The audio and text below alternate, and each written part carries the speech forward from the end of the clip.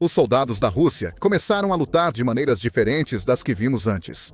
Em vez de avançar e morrer no campo de batalha, enquanto se lançam contra as defesas da Ucrânia, em vez de serem abatidos, eles estão tomando rotas alternativas. No subsolo, redes de esgoto e dutos de gás permitem que soldados russos se movam sem serem vistos, possibilitando emboscadas contra as forças ucranianas. Ou pelo menos é o que acham. A invasão secreta da Rússia pelos dutos fracassa. A Ucrânia já descobriu isso, e o que está fazendo para se defender dessa tática russa é implacável. Para entender o que a Rússia está tentando fazer, vamos até a cidade de Kupiansk, localizada no Oblast de Kharkiv. Vladimir Putin quer conquistar essa cidade sitiada a qualquer custo.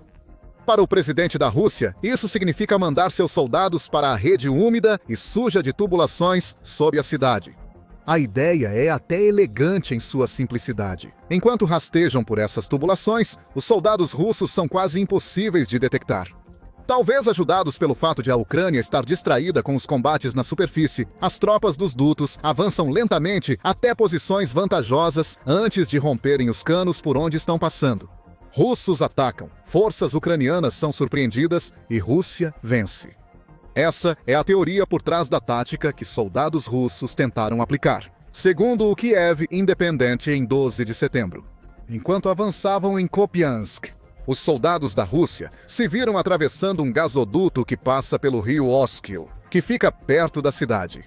Esses soldados não estavam sozinhos. Os tubos pelos quais eles estavam passando são grandes o suficiente para suportar patinetes elétricos e bancos com rodas especialmente projetados, permitindo que as tropas da Rússia levassem equipamentos junto durante a travessia. A tática pode ter dado certo. A Rússia diz que suas ações nos dutos perto de Kupiansk foram como planejado. A Medusa informa que canais pró-Rússia no Telegram já divulgam vídeos de soldados russos cruzando os tubos de Kupiansk. Frequentemente, há declarações de que os dutos levam direto à cidade que a Rússia tenta conquistar. A Ucrânia contesta, afirmando que não há entrada direta na cidade pelos tubos, e que os dutos que a Rússia está usando agora estão novamente sob controle ucraniano. Mas voltaremos a isso em um momento. A Medusa relata que o Deep State, que cobre as incursões pelos dutos em Kupiansk, diz que os soldados russos normalmente precisam de 4 dias para atravessar toda a rede de tubos. A Rússia parece ter se preparado. Segundo a Medusa, foram construídas estações de alimentação e descanso nos dutos, ajudando as forças russas a chegar à vila de Radkivka. Lá, soldados russos surgiram e se espalharam pela floresta perto de Kupiansk, aparentemente avançando para a ferrovia da cidade. Se o Deep State estiver certo, a estratégia russa deu certo. Segundo a Medusa, o Deep State diz que tropas russas avançaram sobre Kupiansk usando essa tática do oleoduto. Vitaly Gantchev, chefe da administração militar civil criada pela Rússia, respalda essa afirmação sobre as áreas de Kharkiv ocupadas por forças russas. Gantchev afirma que grupos de assalto russos atravessaram o oleoduto e agora estão em Kupiansk, expulsando gradualmente as forças ucranianas. A Ucrânia discorda, mas não nega o ataque russo ao oleoduto. O Estado-Maior das Forças Armadas da Ucrânia chegou a usar o Telegram para confirmar que isso realmente aconteceu. Mesmo assim, a organização logo destacou que a situação estava sob controle. As forças da Rússia, mesmo tendo usado o oleoduto de Kupiansk uma vez, não repetirão esse tipo de ataque. O inimigo segue tentando se concentrar ao norte de Kupiansk, diz o comunicado.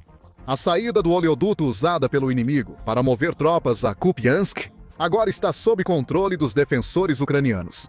O oleoduto não vai direto à cidade. Sobre como a Ucrânia impede o uso do oleoduto, o Estado-Maior informa. Existem vários oleodutos na região de Kupiansk. 3 dos 4 dutos foram danificados e inundados, e o 4º está sob controle das forças de defesa, diz a postagem no Telegram. A mensagem é clara. As forças russas que usaram o oleoduto para infiltrar-se em Kupiansk não duraram muito.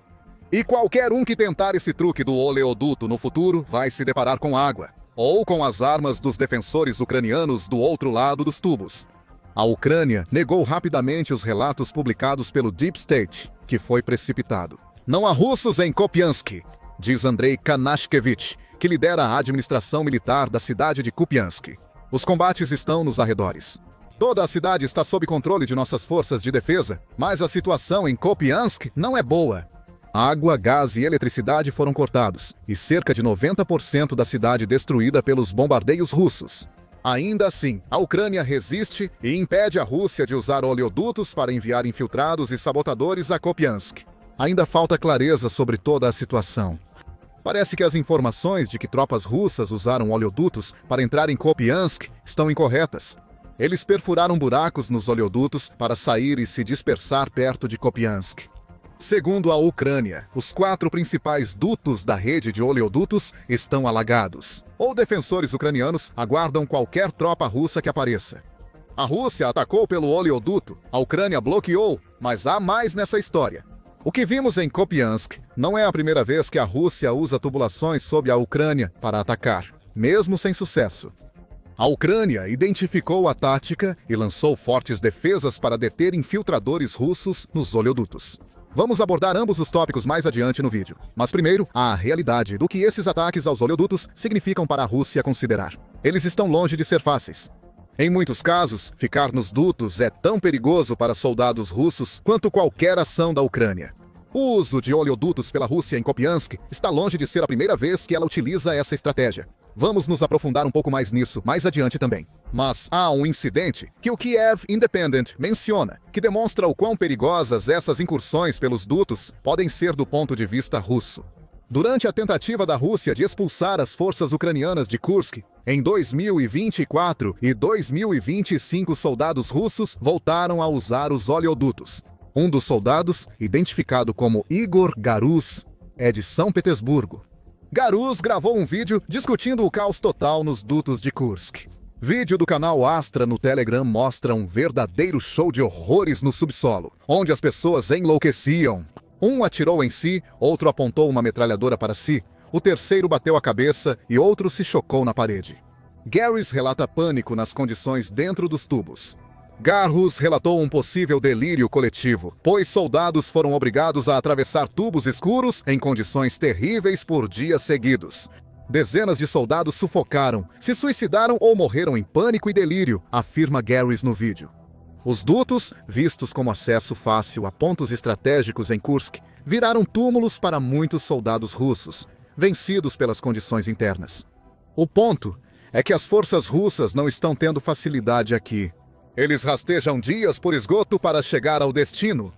Ao atravessarem gasodutos, enfrentam ar inseguro e pouco espaço, tornando a sufocação possível. Em Kursk, a situação era tão ruim que é difícil saber se a estratégia dos gasodutos russos funcionou. Em abril de 2025, o Telegraph questionou se os ataques aos gasodutos em Kursk foram vitória russa ou só resultaram no massacre de suas tropas. O veículo relata um ataque, onde centenas de soldados russos sem oxigênio saíram de um gasoduto durante a Operação Potok da Rússia. Segundo a reportagem, a Ucrânia não fazia ideia de que esses soldados estavam chegando. E a história criada pelo Kremlin após o ocorrido fez com que os soldados do gasoduto se tornassem lendas militares. Mas o que realmente aconteceu em Kursk é mais complexo, diz o Telegraph. Embora as forças russas realmente tenham conseguido lançar uma emboscada bem-sucedida que pegou os soldados ucranianos de surpresa, o custo acabou sendo alto. Além do que Garuz relatou sobre os dutos antes do ataque, os soldados russos pagaram caro por essa surpresa. Ficou claro que muitos russos sofreram queimaduras químicas graves nos pulmões ao inalar vapores, incluindo muito metano no espaço apertado do duto. Exames mostraram pulmões obstruídos e extremamente inchados, segundo o Telegraph. Em alguns casos, esses problemas causaram sintomas que evoluíram para pneumonia e insuficiência respiratória. Os soldados russos talvez não soubessem que Putin os enviou para uma missão suicida. A Ucrânia disse ter detectado, bloqueado e destruído os soldados do gasoduto Kursk, aumentando as dúvidas sobre o que a Rússia alcançou com a incursão. Centenas de soldados russos podem ter morrido nos dutos antes de retornar à superfície. Blogueiros militares ucranianos chamaram a situação de banho de sangue, mas não como Putin esperava. Os números podem comprovar isso. Valery Gerasimov, chefe militar da Rússia, disse que 600 soldados deixaram o oleoduto para atacar forças ucranianas. A Ucrânia diz que esse número era quase 100 Talvez nunca saibamos a verdade, mas fica claro que há muito risco nisso. Quando a Rússia envia soldados para oleodutos, muitos acabam perdidos no caminho. No entanto, esse parece ser um sacrifício que Putin está disposto a fazer em troca do elemento surpresa. Russos chamam essas táticas com oleodutos de ataques mortais, mas aceitam o custo, diz Serhii Bratchuk, porta-voz da divisão sul do exército ucraniano ao Kiev Independent. Essa agora é uma tática aceita pela Rússia, e eles a utilizam. Por quê? É a pergunta óbvia. Afinal, esses ataques aos oleodutos não parecem ser tão eficazes assim. Há controvérsias sobre os resultados em Kursk e nos ataques recentes aos oleodutos em Kupiansk. Se o incidente de Kursk for referência, a Rússia perde muitas vidas pelo oleoduto. Diante de tudo isso, por que a Rússia ainda usa os oleodutos sob a Ucrânia? Há algumas respostas para essa questão. Começando pelo fato de que há precedentes, tanto historicamente quanto durante a guerra na Ucrânia, de que esse tipo de ataque a oleodutos pode funcionar se for feito corretamente. A Guerra de Túneis, parecida com a tática dos oleodutos usada pela Rússia, já ocorreu na Primeira Guerra Mundial. A guerra na Ucrânia tem paralelos curiosos com esse conflito de mais de um século atrás. Então isso talvez não surpreenda. A Rússia usou tanques em massa e reintroduziu a guerra de trincheiras. Então, por que não se inspiraria nas táticas de túneis da Primeira Guerra Mundial? HIT diz que as forças aliadas do Reino Unido, França, Austrália e Nova Zelândia criaram uma enorme rede de túneis, com a Alemanha fazendo o mesmo do seu lado. Os túneis eram usados para navegar por baixo das trincheiras inimigas e, em muitos casos, dos túneis inimigos. Minas eram instaladas e as explosões podiam matar centenas ou milhares de soldados. Décadas depois, na Guerra do Vietnã, os chamados ratos de túnel faziam façanhas parecidas, segundo o Museu Nacional do Exército dos Estados Unidos da América. Soldados americanos eram enviados para enfrentar os túneis de Cu Chi do Viet Cong. Para enfrentar o Viet Cong em túneis e usar essas redes para emboscadas. Os Estados Unidos construíram uma base militar sobre os túneis de Cu Chi para facilitar o acesso do Viet Cong. Esses túneis, tão estreitos que dificultavam a entrada de soldados, também abrigavam informações e suprimentos. Esses túneis tinham só 60 por 90 centímetros, então rastejar era necessário todo dia. Ir ao subsolo é típico da guerra há mais de um século, o que nos remete ao uso tático dos dutos pela Rússia. Essa abordagem pode ter produzido resultados duvidosos em Kupiansk e Kursk, mas funcionou pelo menos uma vez. Durante o cerco russo a Avdiivka, após conquistar a cidade, a Rússia encontrou um longo duto subterrâneo abandonado, segundo o Kiev Independent. Esses tubos facilitaram a entrada de infiltradores russos em Avdiivka, mas a primeira tentativa da Rússia falhou. As forças ucranianas viram soldados russos tentando entrar no duto e os bombardearam com artilharia. Mas a Rússia teve sucesso em sua segunda tentativa, levando suas forças a percorrerem 2 quilômetros pelo tubo. Eles surgiram em Avdiivka e tomaram parte da área fortificada, contribuindo muito para a vitória da Rússia. A Rússia já usou essa tática do oleoduto antes. Tenta novamente, apesar dos riscos, pois a Rússia acredita que a tática dará certo outra vez. No entanto, há outros motivos pelos quais a infiltração em oleodutos é atraente para a Rússia. Muitos dutos que ela tenta usar são da era soviética, quando a Rússia controlava a Ucrânia. Segundo a Rádio Europa Livre Rádio Liberdade, a Rússia provavelmente possui mapas dessas antigas redes de oleodutos para orientar suas tropas. Ou seja, as forças russas não avançam às cegas pelos dutos. Sabem o destino, mesmo passando dias subterrâneos para alcançá-lo. Falando em estar debaixo da terra, esse é outro motivo pelo qual a tática dos oleodutos está se tornando cada vez mais comum. Os ataques russos contra as defesas ucranianas são muito desgastantes. Segundo o Ministério das Finanças da Ucrânia, a Rússia perdeu mais de 11 milhões de soldados desde o início da invasão. Entre as muitas armas que a Ucrânia usou para causar essas baixas, os drones se destacam.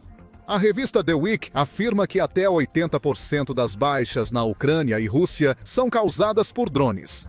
Oleodutos tornam os drones irrelevantes, embora os drones possam ser capazes de lançar explosivos perto das entradas e saídas dos tubos que a Rússia está usando. Eles não conseguem patrulhar essas redes imensas. Soldados russos trocam campos cheios de drones por túneis sufocantes. O último, por mais estranho que pareça, provavelmente é mais seguro que o primeiro. Já está claro que a Ucrânia tem problemas com oleodutos. A questão é, o que a Ucrânia está fazendo a respeito disso? Já falamos sobre a resposta implacável do país à incursão no oleoduto de Kupiansk. Aparentemente, sem pensar duas vezes, a Ucrânia inundou esses oleodutos. Não é preciso dizer que soldados russos não atravessarão esses tubos nadando por dias, mas reflita sobre isso. E se a Rússia mandasse soldados pelos tubos de Kupiansk de novo, enquanto a Ucrânia os inundava? Seria impossível escapar da água? Os tubos que a Rússia usou para atacar Kupiansk podem agora estar cheios dos corpos inchados de soldados russos mortos. A Business Insider informa que a Ucrânia também protegeu o interior dos tubos vulneráveis com arame farpado. Projetado como armadilha, esse arame seria quase invisível na escuridão enfrentada pelas tropas russas nos tubos. Já dissemos que havia pânico no oleoduto de Kursk. Imagine se os soldados da frente começassem a gritar de repente, tendo sido cortados por arame farpado ou arame de lâmina. E aqueles que estão atrás nem sabem o que aconteceu com eles. A conta Heyman 101X até compartilhou um vídeo como prova de que esse arame farpado está instalado. 24 segundos mostra um cano estreito, mal cabendo uma pessoa, quase todo coberto por arame farpado letal. Ninguém passará por essa armadilha. Qualquer soldado russo que tentar será dilacerado, tornando-se apenas uma barreira sangrenta que impede os demais de avançar. Depois, aos ataques. Já mencionamos que as forças ucranianas usaram artilharia, e é para impedir a primeira tentativa russa de usar o cano de Avdiivka. A imprensa Euromaidan informa que a Ucrânia também passou a atacar o cano usado pela Rússia em Kupiansk. Provavelmente atacaram uma parte do cano perto do rio Oskil, causando a inundação mencionada. É fácil imaginar a Ucrânia escondendo artilharia ou operadores de drones perto dos canos que acha que a Rússia usará. Quando os soldados aparecerem, ataques podem eliminá-los e tornar os canos zonas proibidas antes da entrada das forças russas. São exemplos do que a Ucrânia faz para impedir que a Rússia use canos subterrâneos em ataques. A Ucrânia reconhece a necessidade de avançar. Bratchuk afirmou ao Kiev Independent. É claro que esses métodos podem ser aplicados em outros lugares. Portanto, a resposta precisa ser oficial e sistemática. As respostas mais rápidas são explodir os canos ou inundá-los. O mais eficaz é atuar junto às autoridades locais e especialistas em sistemas de esgoto e gás. A Ucrânia precisa achar esses especialistas rápido. Está em desvantagem, pois Bratchuk diz que a Ucrânia não tem os mesmos mapas de tubulação que a Rússia. Muitos desses dutos são da era soviética. A Ucrânia precisa de mais informações, podendo destacar pessoal para mapear dutos antes que a Rússia os use. Quando esses dutos forem localizados, a Ucrânia já terá contramedidas prontas. Talvez uma ou outra infiltração fracassada em dutos no futuro convença a Rússia de que o sacrifício não vale a pena por resultados duvidosos. A Rússia não é o único país usando táticas da Primeira Guerra Mundial para alcançar sucesso. A Ucrânia também faz isso, pois destruiu um dos mísseis de cruzeiro mais avançados da Rússia. Usando uma metralhadora da Primeira Guerra Mundial e apenas $11 em munição, isso não deveria ter funcionado. Descubra por que funcionou em nosso vídeo e lembre-se de se inscrever no The Military Show para mais vídeos detalhando como a Ucrânia combate os ataques da Rússia. E obrigado por assistir.